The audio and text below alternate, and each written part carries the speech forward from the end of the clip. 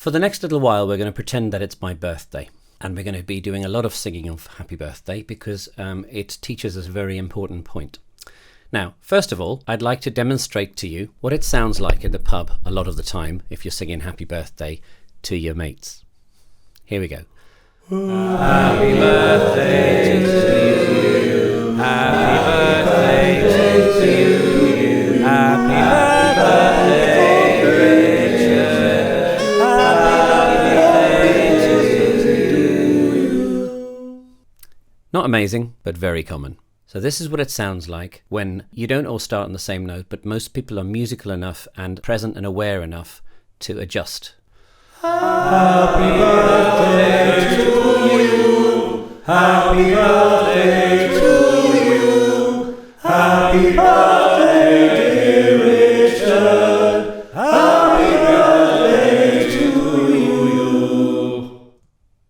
So you can see there, it sounds much more in tune. Most people are doing that right. There's even a tiny bit of harmony at the end.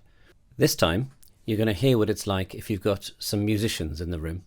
Not everybody necessarily a musician, but if there's somebody there that starts everybody off on the right note and counts them in, then it's a lot more precise.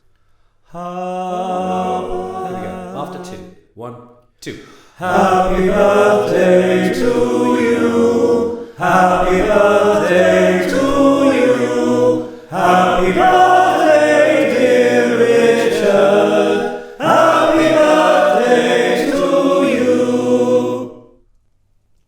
Okay, so much more controlled, much more in tune, much more in time. Everybody knew when to start.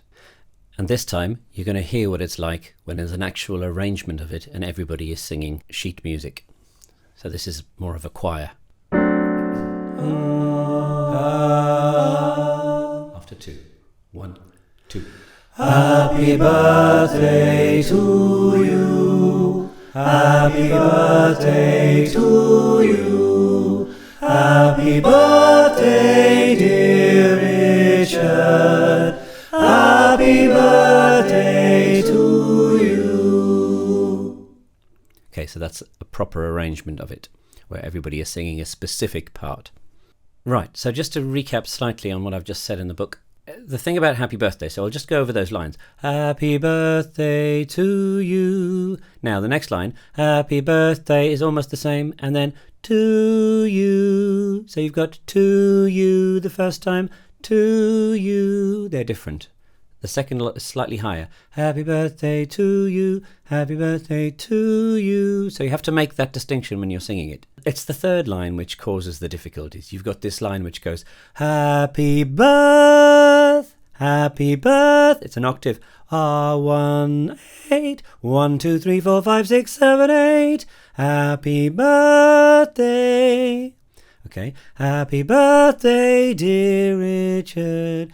Happy birthday to you. That third line with that big gap in it is the one that anybody who isn't confident in singing tends to bottle out at that point, and they go, I don't know what's going to happen if I try and go that high, so I'm just going to stick around here. This leads to a performance that goes something like this. Happy birthday to you. Happy birthday to you. Happy birthday, dear Richard. Happy birthday to you.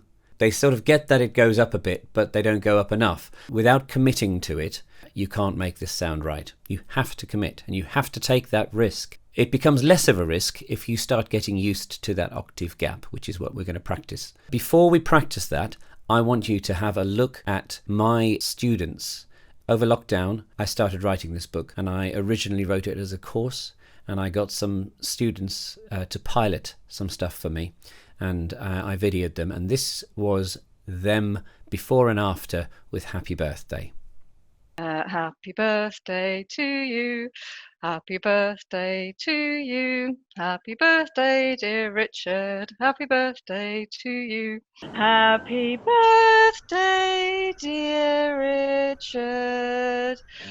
Happy birthday, dear Richard. Happy birthday, dear Richard.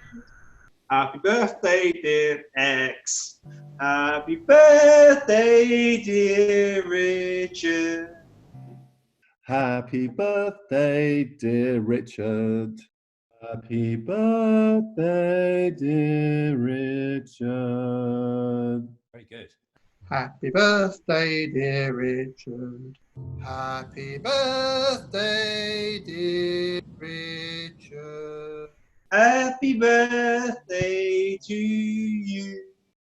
Bear in mind that this was only the first or second time that I'd actually spoken to these people, and I'd only spent about 10 minutes explaining how the whole thing worked and how they could improve and get that note. So with just a little bit of tuition, it's possible to make massive improvements. I hope you found that encouraging. Back to the book. I'll see you in a bit.